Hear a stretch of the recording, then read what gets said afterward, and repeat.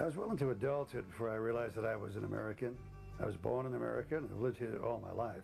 But somehow it never occurred to me that being a citizen of the United States meant that I was an American. Americans were people who ate bland, plain food. Me? I was Italian.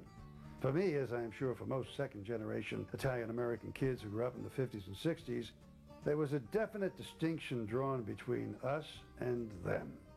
We were Italians. Everybody else, the Irish, Germans, Polish, Jewish, they were the Americanes. There was no animosity involved in this distinction, no prejudice, no hard feelings. Just, well, you know, they were not like us. Our ways were different. Americans went to the supermarket to buy their food. What a waste. It was their loss. They never enjoyed the pleasure of a fresh, crisp loaf of Italian bread in the morning, or climbing on the back of a peddler's truck and getting something to taste for free. We had the bread man, the fruit man, the vegetable man, the fish man, who all came around our neighborhood. The Americanas didn't have peddlers in their neighborhoods. And when it came to the holidays, the American kids ate ham, turkey, Brussels sprouts, and stuffing. We Italians followed the American traditions, but added antipasto, stuffed artichokes, roasted peppers, stuffed mushrooms, lasagna, manicotti, ziti, and whatever else our parents thought was appropriate for the holiday. All of this was done in great abundance in case someone dropped in. Oh, God forbid there wasn't enough food for everybody to have numerous helpings. And on holidays, we feasted from 12 noon to at least 4 or 5 in the evening. The men sat at the table and the women served the food. On the floor next to the table was a gallon of red wine. The wine was poured into 6-ounce glasses that looked like jelly jars. After dinner came an assortment of fruits and nuts and homemade baked goods. Italians truly loved to romance food. Of course, Sunday was truly the big day of the week. That was the day you woke to the smell of garlic and onions frying in olive oil. On Sunday, we always ate macaroni and gravy. The Americanas called it pasta and sauce, but to Italians it was and always will be macaroni and gravy. On Sunday, you went to Mass early in the morning, and you couldn't eat before Mass because you had to receive communion. But after church, we always stopped at Grandma's house to have coffee and biscotta. When we left Grandma's house, we stopped at the bakery for fresh Italian bread. Somehow, by the time we got home, the end of the bread was always missing. When you got home, there were meatballs frying in the oil. Nothing tastes better than fried meatballs and crisp Italian bread dipped into a pot of gravy.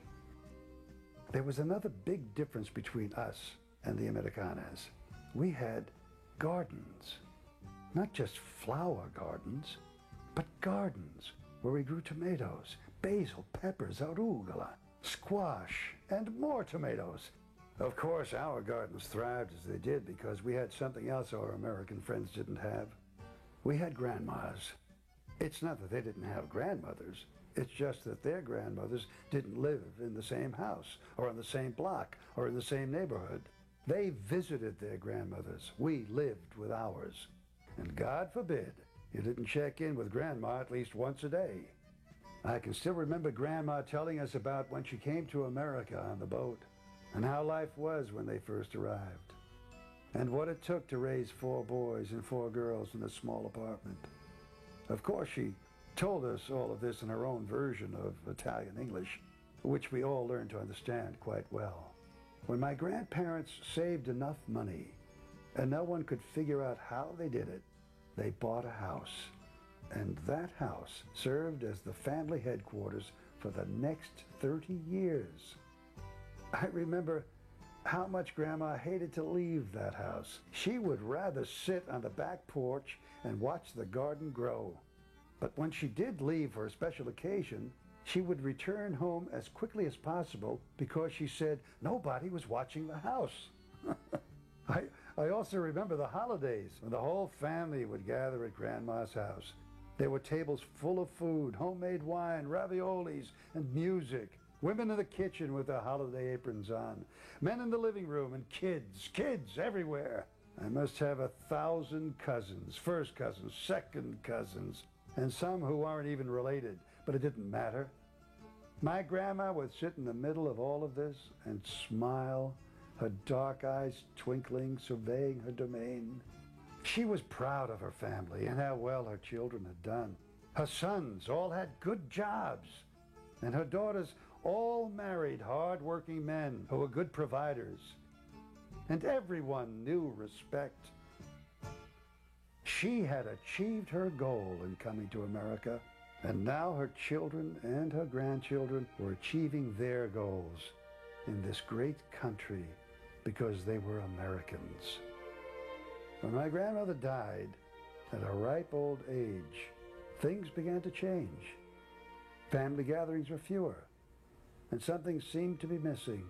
Although, when the family did get together, I always had the feeling that Grandma was there. These days, we mostly see each other at weddings and wakes. Lots of other things have changed too. The front door on the old house where Grandma lived is now covered by a wrought iron gate. The gardens are gone. The wine cellar is empty. Now on the holidays, there are no more rounds, visiting family, only occasional trips to the cemetery where my grandparents and many of my uncles and aunts lie. The holidays have changed too. The great quantity of food we once consumed without any ill effects is supposedly no good for us anymore. Too much starch, too much sugar, too much cholesterol, too many calories. Nobody bakes. Everybody is too busy, and it's easier to get it at the store. The difference between us and the Americanos isn't so easily defined anymore. And maybe that's good. My grandparents were Italians. My parents were Italian Americans. I'm an American Italian. And my kids are American Americans. Oh, I'm American, all right.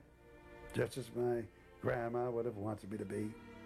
But somehow, I still feel Italian. What is it? Maybe it's the culture, the tradition, roots. I'm not exactly sure what it is. But I try to pass it on to my children. Oh, I guess all I do know is that somehow my children have been cheated out of a wonderful piece of their great Italian heritage. They never knew my grandma.